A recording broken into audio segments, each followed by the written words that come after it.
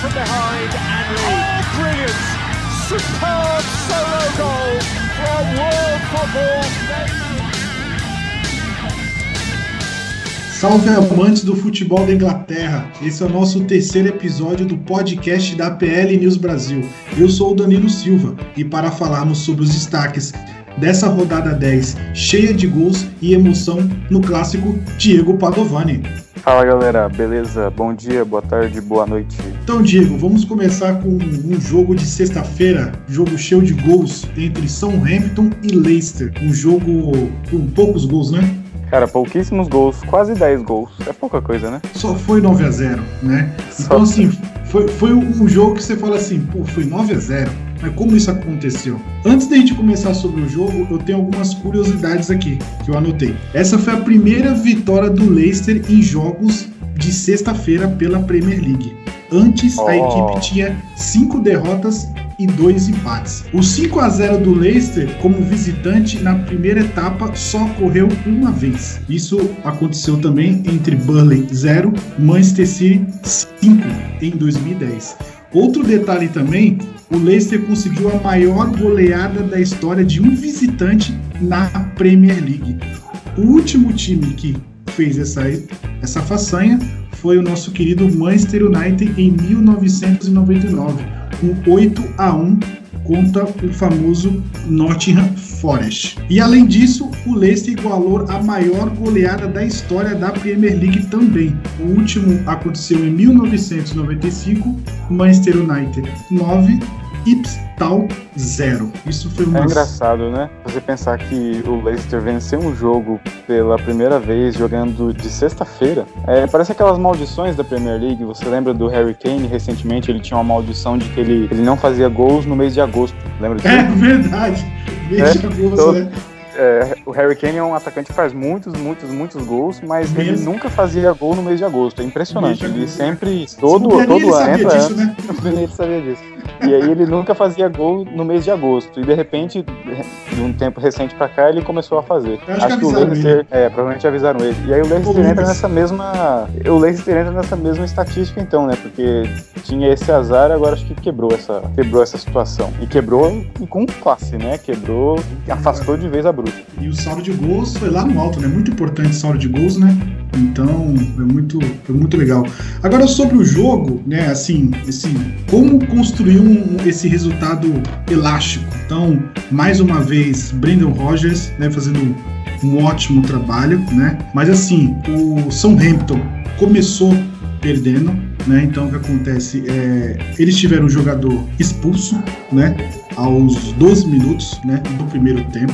Só que antes disso, o jogo já estava 1-0 para o Leicester. Então, não é aqueles resultados que às vezes o jogo está 0-0, o jogador é expulso de um time e o outro time abre a porteira, né? O Leicester já estava mandando no jogo, pressionando o Southampton desde os primeiros minutos do jogo, abriu o placar, né, aos 10 com Chilwell, né? E aos 12 teve um jogador expulso. O Leicester aproveitou dessa expulsão, um jogador a menos, e foi colocando 2, 3, 4 e 5 só no primeiro tempo, né? Uma outra curiosidade também, a torcida do Southampton.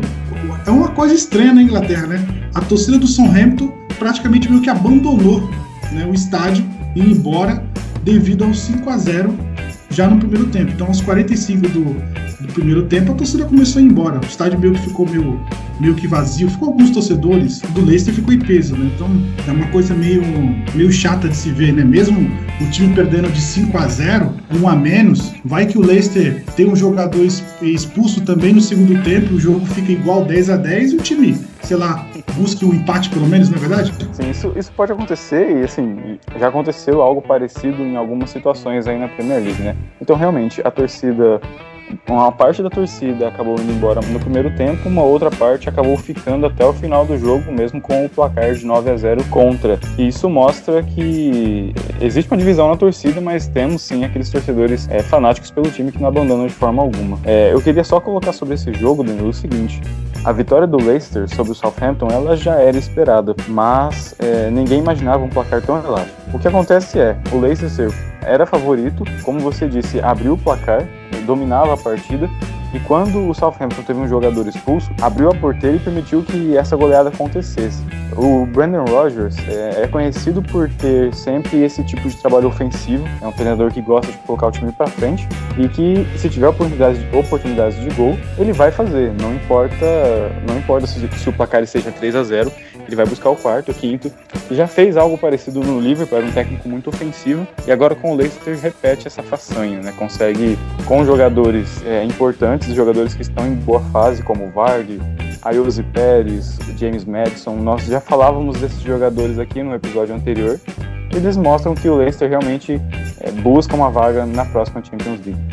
E só para falar sobre os gols, né? O Tielemans fez o gol aos 17, o Pérez fez um hat-trick, né? Então aos 19, aos 39 e aos 57, o Vardy aos 45, aos 58 e aos 94 de pênalti, né?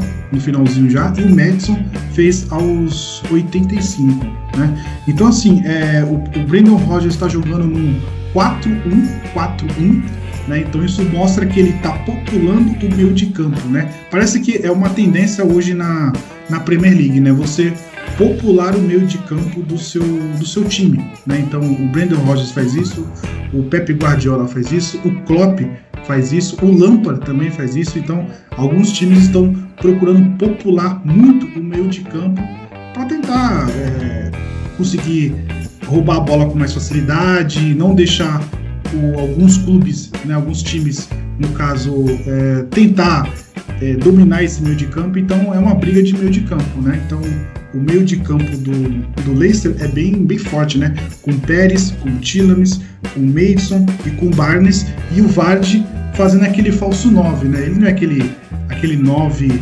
fixo que fica dentro da área ali esperando a bola chegar nele, né? É um cara que joga pelas pontas, volta para gerar marcação, flutua bastante, né? Então é uma característica bem interessante do Brendan Rodgers, que está fazendo um ótimo trabalho, né? Um ótimo começo, né?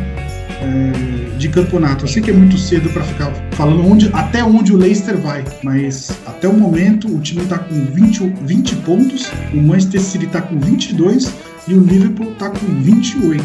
Então assim, o time está já na zona da Champions League e está fazendo um ótimo trabalho. Realmente, você pensar no Vardy, é um atacante que tem muito potencial, né? Um jogador que já mostrou que veio, principalmente na época do título do Leicester. E ele é um jogador que é importante até taticamente, porque ele é um centroavante, mas ele tem muita velocidade. Então ele joga na linha do último zagueiro. Ele cola no último zagueiro e ele faz com que o zagueiro fique preocupado, porque qualquer lançamento nas costas, provavelmente o Vardy vai chegar primeiro porque ele é mais rápido. Então, assim, o zagueiro joga contra ele e fica assustado porque ele vai no fundo mesmo, tanto do lado esquerdo quanto do direito, quanto pelo meio, mas ele joga muito avançado, é um extremo avançado, literalmente. Vamos ver aí os próximos jogos do Leicester, como é que o time irá se comportar, né? Então vamos ver Leicester e Manchester City, né? Leicester e Chelsea, né? Leicester e Tottenham. Vamos ver como é que o time vai se comportar tentando incomodar o Big Six, né? Vamos ver como é que... Perdeu pro Liverpool, mas vendeu cara a vitória, então vamos ver aí como é que vai andar o time do nosso querido Brendan Rodgers.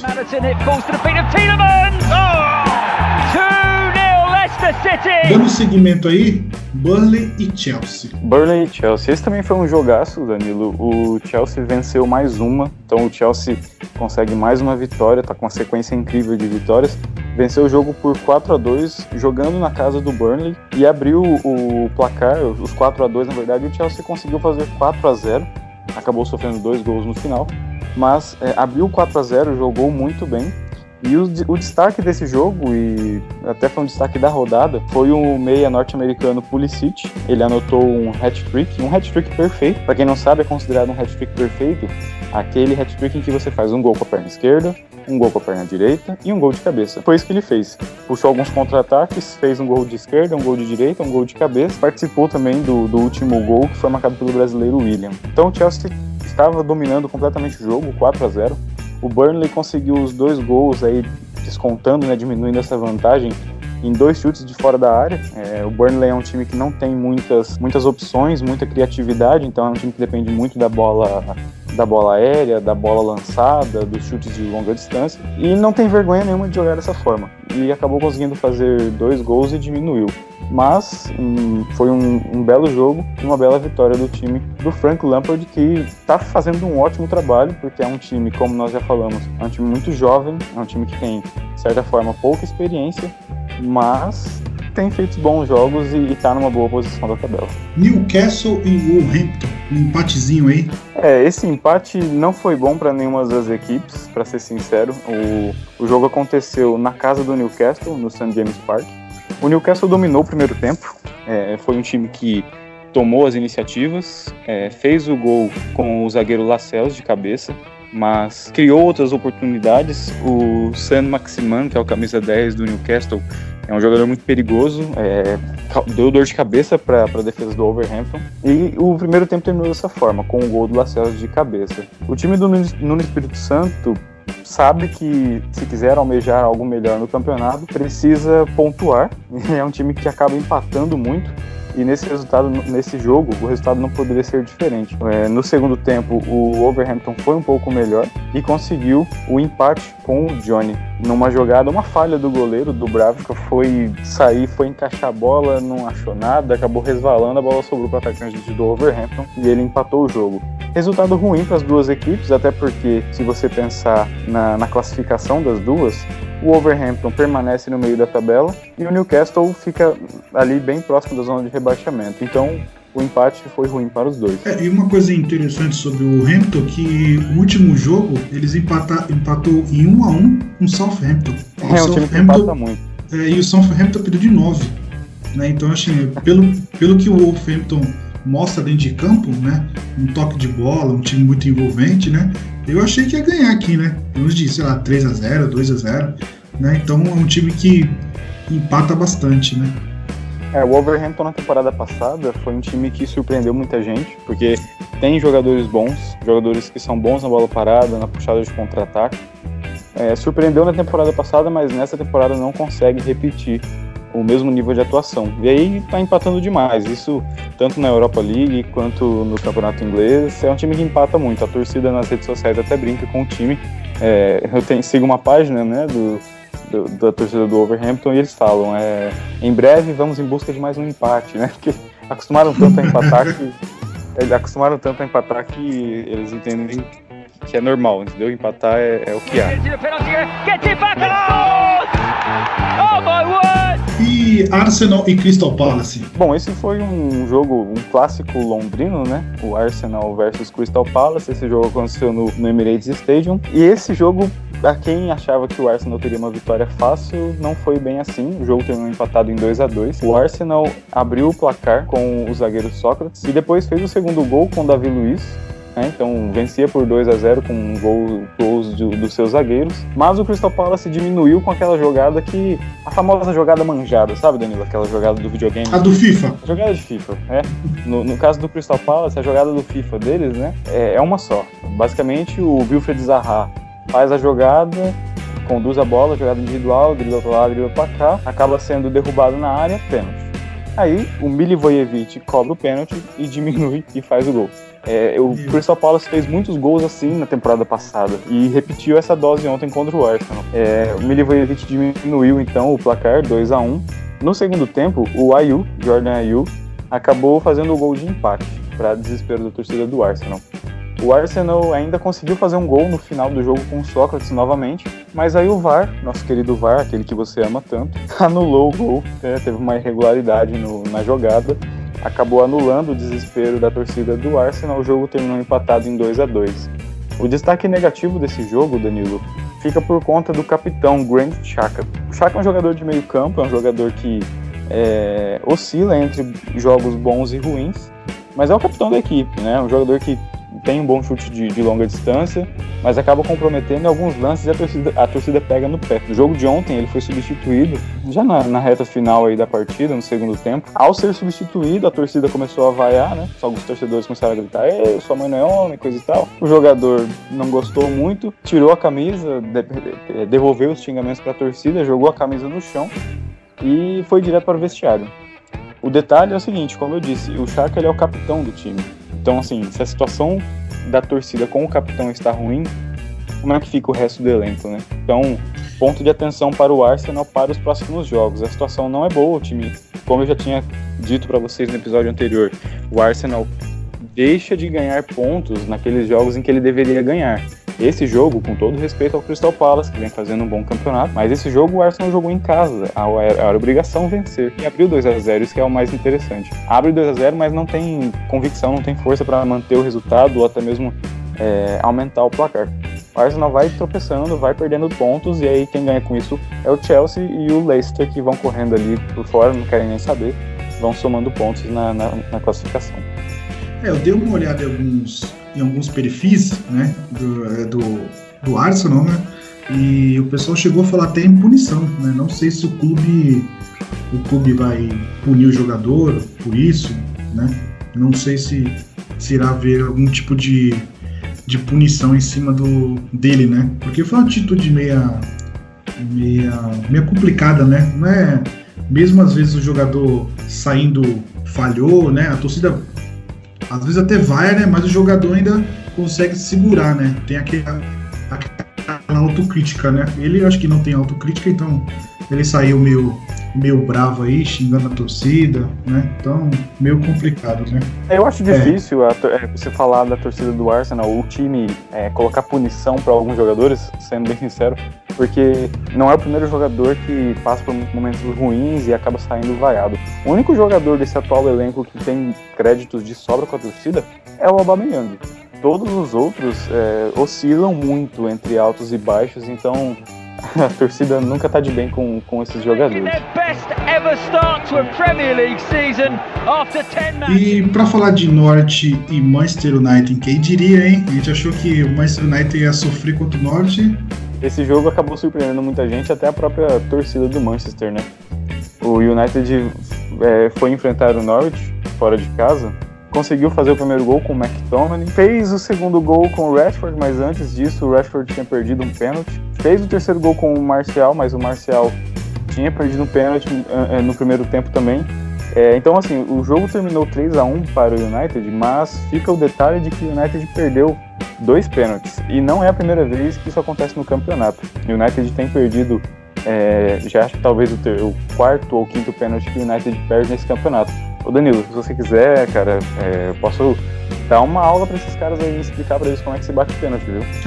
Isso aí é complicado, né? Até o Pogba também, se o Pogba tivesse em campo também, tivesse mais um pênalti. Até teve um lance do Rashford que pegou a bola, entrou na área e caiu e ficou pedindo pênalti. Eu falei, esquece isso aí, né, cara? Esquece pênalti. Hoje não dá, né? Entendeu? Porque se tivesse mais um pênalti, ia perder, cara, entendeu? Mas um detalhe antes de terminar aí, eu vi que algumas páginas do Manchester United no Brasil, acho que era MUFCBR, eles estavam comentando que o Andreas Pereira, ele é um ótimo cobrador de pênalti, né? Então, assim, o pessoal estava comentando que ele bate muito bem pênalti, até teve aqueles amistosos lá para ganhar dinheiro no final antes de começar a Premier League, né? E ele bate muito bem, cara, né? Então não sei porque o Solskjaer prefere o Rashford e o Martial, não sei, paciência, mas fica a dica aí, né?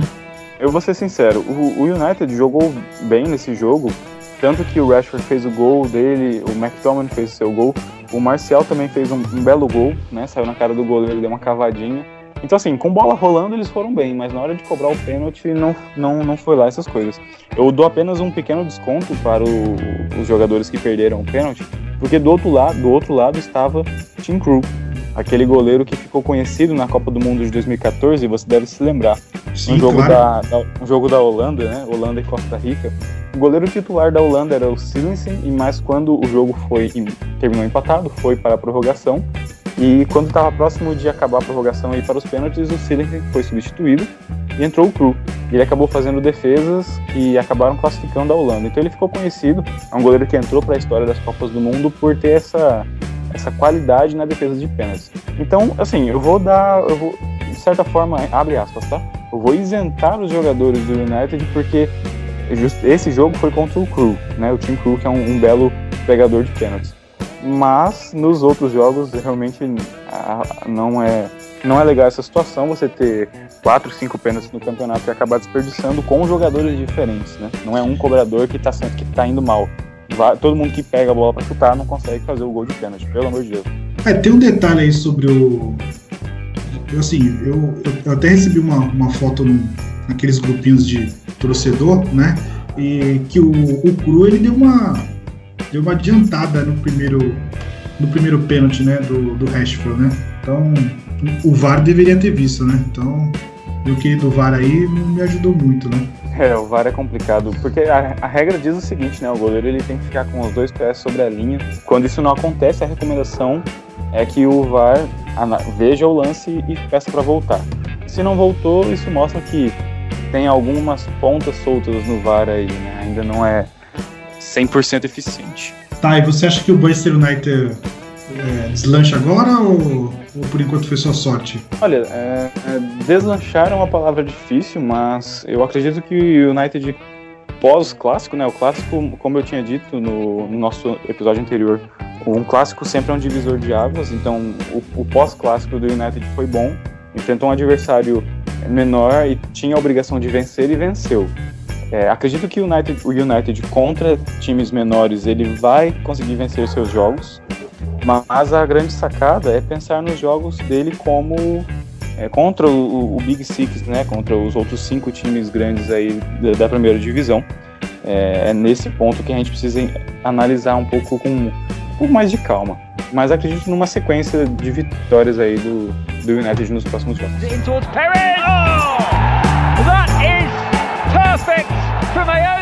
E agora vamos falar sobre Manchester City e Aston Villa. O Manchester City ele está na cola do Liverpool, né? Nesse jogo, o Aston Villa conseguiu segurar o Manchester City o primeiro tempo todinho, né? Mas mesmo assim, o Manchester City lutou, tentou e não conseguiu fazer o gol, né? Mas no segundo tempo, o Guardiola chamou a galera e falou: vamos abrir a porteira, né? E bem no começo do primeiro tempo mesmo, no começo, assim, é coisa de você ir no banheiro, voltar a sentar e Stanley abriu o placar, né? Então foi muito rápido e foi num lance meio Burnley. O goleirão isolou a bola, Gabriel Jesus foi disputar a bola com o zagueiro, ganhou na cabeçada e a bola subiu pro Stanley. Stanley é rápido pra caramba, né? Então foi lá e fez o gol. Depois você tá querendo me dizer que Manchester City fez um gol à la Burnley? Isso. Não assim, é sempre que a gente vê isso não, viu? Então, é complicado, né? Porque assim, pra quem não sabe, né, o Manchester City é aquele time que toca e só para, entra com bola e tudo, né? Não chuta, é aquele time que gosta de entrar tocando e enfim. Mas como foi o Manchester City, foi lançamento, tá? Ah, sim, tá certo. Abre aspas aí, lançamento, né? Tá bom. E depois o meu jogador predileto, que nunca sai do meu fantasy, De Bruyne, aos 65, fez o gol aí após o VAR validar, né? Engraçado que nesse gol, o VAR levou 2 minutos para poder validar o gol. Então, eu achei que era problema na minha televisão. Falei, 2 minutos, mano, é muito tempo, né? Você ficou mal acostumada, né? Passou 2 minutos e falei, juizão, né? Tem que ser um pouco mais rápido, né? Mas levou 2 minutos, mas tudo bem, tava chovendo, né? Tão tranquilo, né? E o Gundogan, aos 70, pegando uma sobrinha de um escanteio cobrado, né? Fez o terceiro gol em cima do Aston Villa, né? Então, o Fernandinho foi expulso aos 87 minutos, né? Então o City continua na caça do Liverpool. Você acha que o Liverpool... Hashtag medo, tá? O time do Manchester City... Eu assisti o jogo, os 90 minutos, assim, o primeiro tempo o Manchester City tentou, mas o segundo tempo os caras entraram alucinados. Então foi uma pressão incomparável, né? Então foi muito, muito difícil pro Aston Villa. Acho que o Aston Villa entrou meio o jogo vai ser a mesma coisa. Não, o jogo frenético. Então,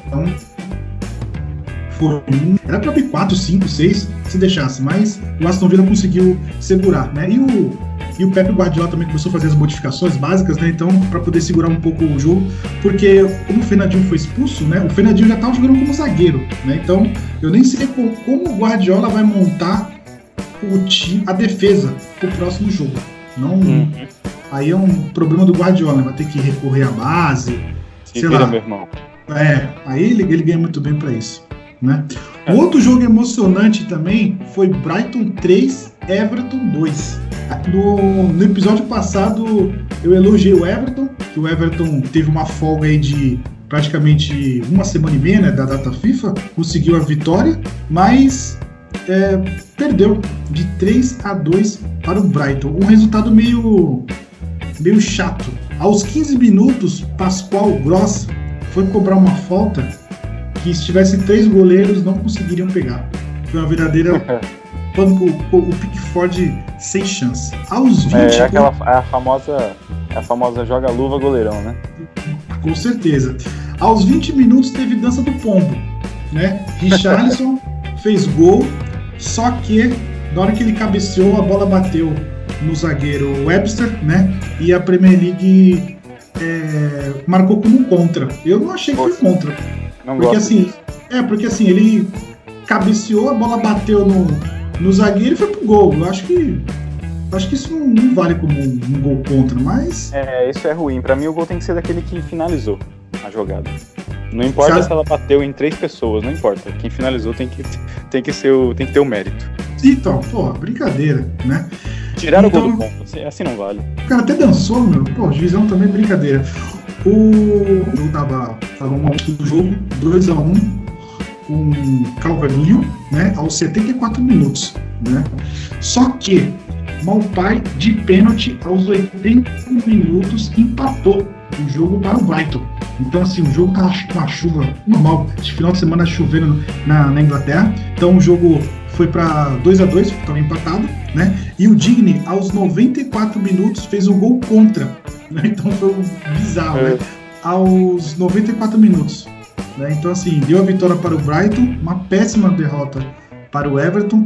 O Alegria nas pernas saiu machucado no primeiro tempo. Acho que isso deu uma baqueada, quebrou um pouco o esquema tático do Everton. Mas, paciência, né? Um outro jogo chato, né? Que foi Watford e Bournemouth, né? Cara, foi o segundo jogo consecutivo do Bournemouth que ele empata em 0-0, né? O jogo anterior ele empatou com o Norwich. Foi outro jogo também, assim, um jogo muito padrão futebol inglês.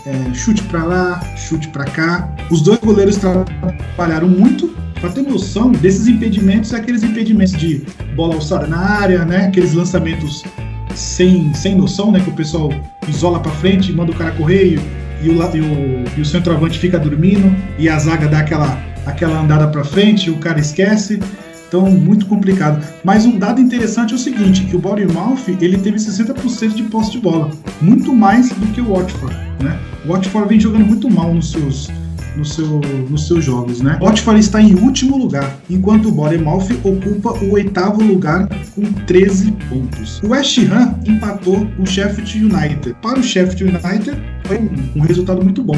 O West Ham teve 61% de posse de bola. O Sheffield United subiu para o 7º lugar com 13 pontos, 2 posições acima do West Ham, que empatam em pontos, né? Assim, foi um resultado muito ruim para o West Ham, porque o West Ham jogou em casa, né? Então abriu o placar com o Snodgrass aos 44 minutos do primeiro tempo, do finalzinho do primeiro tempo, né?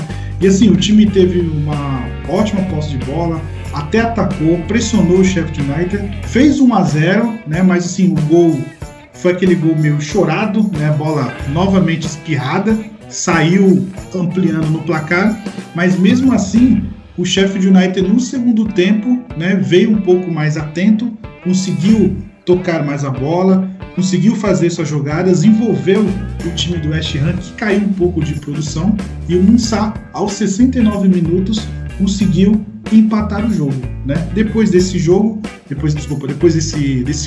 o West Ham não conseguiu mais produzir nada, o Sheffield United quase amplia quase faz o gol da virada, mas o resultado ficou West Ham 1, Sheffield United também 1. Esses empates, eles, para o Sheffield, são bons, né? Porque de pontinho em pontinho ele vai buscando ali uma certa pontuação que ajuda ele a se manter na Premier League. É um dos times que eu acredito que, dos que subiram, é um dos que eu acho que consegue ficar para a próxima temporada. Se você analisar, né, assim, o Sheffield United, a meta dele é ficar na Premier League, né? Exato, ele não tem muita ambição, não adianta sonhar mais alto que isso. Se sonhar mais alto que isso, vai cair. Mas se brigar para se manter na Premier League, consegue. De pontinho em pontinho, ele vai enchendo o papo aí, né? E para falarmos do grande clássico, né? Grande não, né? Mas o da rodada, né? Liverpool e Tottenham, né? Sofrido, hein? Foi sofrido, né? Engraçado que o jogo do Liverpool, a pessoa que fala assim, começou o jogo, o cara vai na geladeira, pegar aquela gelada e volta, mas já tá 1-0. Cara, foi sacanagem isso aí, viu? Bom, e aí, como foi o jogo? Vamos lá. Eu comecei a assistir o jogo, vi logo o gol do Harry Kane, e o que acontece? O Tottenham conseguiu abrir o placar numa jogada, de certa forma, estranha. O Matip não pôde jogar nessa partida, então o Lovren foi o zagueiro titular ao lado do Van Dijk. E o Son fez uma jogada pela esquerda, carregou, chutou, a bola bateu no Lovren, bateu na trave, voltou para o centro da área, bem no meio da área, Harry Kane sozinho cabeceou e fez o gol. Não havia impedimento, gol legal. E o Tottenham conseguiu abrir o placar e depois se retrancou porque sabia que o Liverpool ia partir para cima. O Liverpool é um time que não aceita ser dominado, né? É um time que ele gosta de ter a posse de bola, ele gosta de pressionar o adversário, e assim aconteceu. O Liverpool, assim que tomou o gol, sabia que precisava empatar, então foi para cima do Tottenham com todas as suas forças, e depois de muita insistência conseguiu empatar, mas antes sofreu bastante. Por quê? Eu não sei por qual motivo, mas justamente ontem, né, o goleiro do Tottenham, que é o goleiro reserva, não é o Lloris, o goleiro reserva, o Gazzaniga, resolveu simplesmente fechar o gol. Todas as bolas que o Liverpool chutava, ele defendia. Bola de longe, bola na área, cabeçada, chutes de longe, ele estava sempre defendendo. Foi o goleiro que fez aí, acabou fazendo acho que 8 defesas difíceis na partida.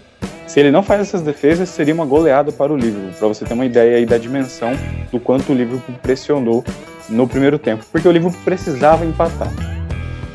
O Diego, e teve uma cabeçada do Van Dijk que parecia um chute, né, cara? Cara, foi muito forte.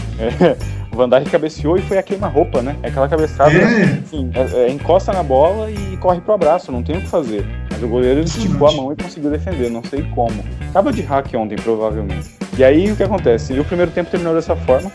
No segundo tempo, virou o lado e os gols só saíram do lado onde o Tottenham fez o seu primeiro gol. Quando o jogo começou no segundo tempo, o Liverpool continuou pressionando e conseguiu fazer o gol com o Henderson. O Henderson, que é destro, mas conseguiu fazer um gol de perna esquerda. Isso não é sempre que acontece, então glória a Deus, aleluia. Henderson fez um gol numa jogada que a bola foi lançada para a área, ele acabou chutando de esquerda, um chute não com tanta força assim, mas o suficiente para passar por baixo da perna do defensor e ficar encoberto ali da visão do goleiro. Gol de empate, beleza, o Liverpool conseguiu o primeiro objetivo, que era empatar, e continuou em cima do Tottenham para virar o jogo. E aí, num lance, uma bobeada da zaga, no meu ponto de vista, o Mané foi muito inteligente. Ele roubou a bola dentro da área do Aurier, e o Aurier foi chutar a bola, e o que o Mané fez? Ele pensou, bom, vou colocar meu pé na frente da bola, ao invés dele chutar a bola, ele vai chutar meu pé. O juiz vai marcar pênalti e beleza. Foi isso que aconteceu. O Mané foi inteligente, se colocou na frente da perna do jogador, o jogador chutou a perna do Mané e foi falta, não tem o que fazer. Muita gente reclamou, disse que o pênalti foi forçado demais, mas a verdade é essa. O Aurier foi chutar a bola, não acertou a bola, acertou o jogador do Liverpool, pênalti bem marcado na minha opinião. Diego, se esse lance fosse fora da área, ia ser aquela famosa faltinha, né? Aquela faltinha besta, né? Entendeu? Exato, eu sempre penso nisso. Todo lance de pênalti, você tem que pegar o mesmo lance e colocar fora da área. Se for falta fora da área, quer dizer que dentro da área também é. Se é dentro da área, pênalti. Na cobrança do pênalti, Salah, que gosta de fazer gol contra o Tottenham, foi lá e fez o gol da virada. Cara, um detalhe importante aí é o Fabinho, né, cara? Ele tá meio que dominando o meio de campo, né, cara? Cara, o Fabinho é um jogador impressionante. Ele é muito importante taticamente para o sistema do Klopp, porque ele tem bom passe, é um jogador que tem muito boa técnica, mas ele tem roubada de bola. É um jogador que ele é alto, tem a perna comprida, então em determinados lances ele consegue fazer um desarme, fazer uma contenção ali, um carrinho, alguma coisa do tipo.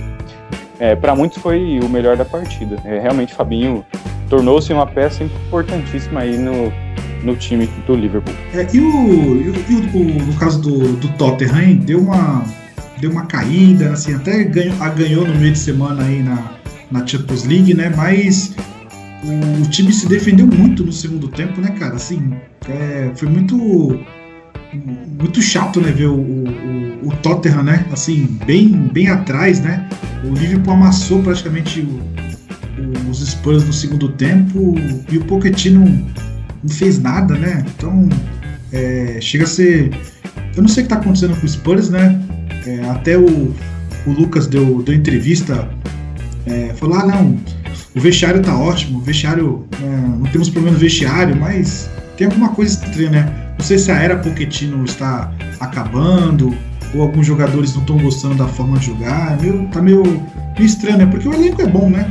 Então, Danilo, a verdade é que essa fase do Pochettino no Tottenham, para mim, ela tá caminhando para o final, né? Tá caminhando a passos largos aí para o final, por vários motivos. Primeiro, a declaração do Lucas de que o vestiário tá legal, eu não acredito nisso. É claro que a gente não está lá para saber, mas as notícias de que você tem discussões no vestiário, jogador saindo com mulher de outro jogador, isso são notícias que o Fofoca News aí, né?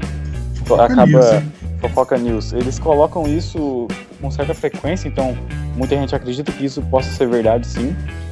E o caso do Pochettino é o seguinte, ele teve propostas meses atrás para sair do Tottenham e assumir equipes maiores, né? Ele foi cogitado em outras equipes, acabou não saindo, ficou no Tottenham, e eu acredito que tem um pouco de insatisfação aí. Então, basicamente, o Pochettino não quer mais ficar no comando do Tottenham. Alguns jogadores do Tottenham, como o Eriksen, o próprio Harry Kane, já gostariam também de ter saído, talvez na janela de transferência passada. Então, tem muitos jogadores que acabaram ficando. O Tottenham não contratou muitos jogadores novos, né? Você tem aí o Ndombele, o Lo Celso, argentino, que chegaram, mas assim, são poucos jogadores, né? Para um time que quer manter-se na disputa, são poucos jogadores. E aí o Tottenham acaba ficando com o elenco... tem bons jogadores, mas no meu ponto de vista não consegue mais ter aquela união. Perdeu a liga, perdeu aquele conjunto, né? Aquele gostinho que o time tem por vitórias. E vai ser assim, vai viver agora de uma ou outra vitória que o Harry Kane vai lá e vai salvar a equipe. O Dele Alli muito abaixo, sinceramente não sei como é um jogador que ainda consegue ser convocado para a seleção inglesa. Um jogador muito, muito abaixo. Para mim é apenas nome, não tem qualidade nenhuma. O Lucas Moura, na maior parte do tempo, é reserva. O Son também não faz a mesma temporada que fez na época passada. É o time que vai acabar ficando aí, brigando por quarta, sexta, quinta colocação. No máximo aí, se tiver muito empenho, talvez no próximo semestre, né, após a janela de transferência, conseguir um quarto lugar. Mas acho difícil. Com o Leicester e Chelsea jogando dessa forma, o Tottenham vai ficar para a Europa League. What a goal! Ayoze Perez has a hat-trick and it's a historic night. Leicester City. Vamos dar uma palpitada aí na próxima rodada aí, né? Então, o que a gente tem? Bournemouth e Manchester United. 1-0 Manchester United. Você? O jogo é na casa do Bournemouth? Isso, na praia. Jogo na praia. Acredito na vitória do United também. West Ham e Newcastle. West Ham pelo fato de jogar em casa. Eu também vou no West Ham. Manchester City e Southampton. Cara, 12-0. Se o Leicester fez 9, acho que o City consegue fazer uns 12, né? Vamos isso aí também. Anota aí. Sheffield United e Burnley. Eu acho que vai dar Sheffield United. Eu vou de empate. Vai de empate? Beleza. Arsenal e Wolverhampton. Eu vou no Wolverhampton. Eu vou de Arsenal. Brighton e Norwich. Mano, 0-0 e é muito, hein? Não, acredito num jogo movimentado de muitos gols, viu? Sem vitória, né? Sem definir vencedor, mas muitos gols. Aston Villa e Liverpool. Tem que ser parcial ou imparcial? Cara, vai dar Liverpool. Provavelmente. O Aston Villa vai usar a mesma tática que fez contra o Manchester City, ficar fechadinho. No segundo tempo vai querer sair e vai tomar gol. Certeza. Provável. Watford e Chelsea. Chelsea, com certeza. Chelsea também. É um jogo bom aqui, hein? Crystal Palace e Leicester City. Cara, vai ser um jogo difícil. Vai ser Leicester também, vai ser um jogo difícil. Difícil. Agora um jogo legal. Everton e Tottenham. Everton. Dois times. Mas você pro Everton, cara? Cara, eu acho que vai dar empate. Pode ser também, pode ser. Suas considerações finais aí. Bom, vamos lá. Considerações finais. O que dá pra dizer dessa rodada é que ela mostra exatamente quais são os times que vão aí, de fato, brigar na parte de cima, ou melhor, vão se manter nessas posições, provavelmente, e na parte de baixo também. Watford, pra mim, temos o primeiro rebaixado, já vou dar meu pitaco aqui. O primeiro rebaixado dessa temporada é o Watford. Assim, ó, na minha opinião, do jeito que tá, que é Southampton, Norwich e Watford, os três vai cair, cara. Entendeu? Porque assim, o Southampton cara, veio com 3 derrotas consecutivas, depois um empate, né, e depois outra derrota. O Norwich a mesma coisa, e o Watford 3 empates consecutivos, mas antes 2 derrotas também. Cara, o Watford tá com 5 pontos, o Norwich tá com 7 e o Southampton tá com 8. Então, pra mim, esses 3 se você apostar, se você fizer uma aposta, né, de quais são os 3 times rebaixados, apostar nesses 3 aí não seria loucura nenhuma. Realmente a fase deles não é boa. O Southampton não tem jogadores que possam fazer a diferença. O Norwich depende muito do Timo Pukki, mas a gente sabe que um jogador só não ganha nada. Né? E o Watford tá muito ruim, né? Não consegue muito longe de ser aquele Watford de 2 temporadas atrás, por exemplo, que surpreendeu muita gente. Então, vamos colocar inicialmente aí esses 3 como os rebaixados. E já na parte de cima da tabela, eu não vejo muita coisa de diferente, não. O trabalho que o Lampard vem fazendo é muito bom, tem 7 vitórias consecutivas. O Leicester vem fazendo um trabalho muito bom também com o Brendan Rodgers, né, o Brendão da massa. E aí só tem essa variação do primeiro e segundo lugar, que realmente é difícil dizer sobre Liverpool e City, porque o City tá na cola do Liverpool, né? Então a parte de cima da tabela, pelo menos a parte de Champions League, eu acho que temos esses 4 aí já. Eu sei que é muito cedo para falar, né? A gente tem ainda muitos e muitos jogos pela frente. A gente vai conseguir analisar isso. Isso. Tá cedo ainda, mas assim, uma projeção inicial, né, um palpite inicial que eu tenho é esse. A parte de cima da tabela, nós já temos os 4 primeiros definidos. E na parte de baixo, os 3 primeiros, provavelmente. Então, pessoal, esse foi o nosso 3º episódio da PL News Brasil. Até a próxima. Falou, Diego. Valeu, galera. Até mais. Tchau. And Leicester City have 9 and have equalled Manchester United's record for the biggest ever Premier League win. It's the last act of an extraordinary story.